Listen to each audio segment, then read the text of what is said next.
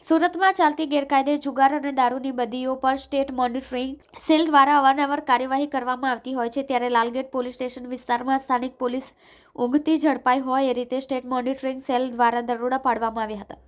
આ દરોડાની કામગીરીમાં 39 જુગારીઓ પાસેથી 2.67 લાખની મત્તા કબજે કરવામાં આવી હતી. સાથે જ 32 મોબાઈલ અને 7 વાહનો મળીને કુલ 7.18 લાખનો મુદ્દામાલ કબજે કરવામાં આવ્યો હતો.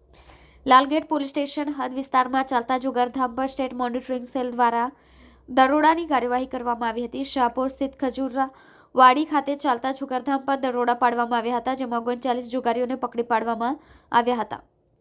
જુગારીઓ પાસેથી સ્થળ પરથી રોકડા રૂપિયા 2.67 લાખ મત્તા જપ્ત કરાઈ હતી. મસમોટા જુગારધામ પરથી 35 મોબાઈલ, 7 વાહનો સહિત 7.18 લાખની મત્તાનો મુદ્દામાલ કબજે કરાયો છે. મોહમ્મદ હુસૈન ઉર્ફે મમુ હંસોટી અને ગુલામ સાબિર શેખ દ્વારા જુગારધામના મુખ્ય સૂત્રધાર છે. સ્થાનિક પોલીસની પોલ ઉઘાડી પડી ગઈ હતી. તમામ જુગારીઓની અટકાયત કરી વધુ તપાસ લાલગેટ પોલીસને સોંપવામાં આવી છે.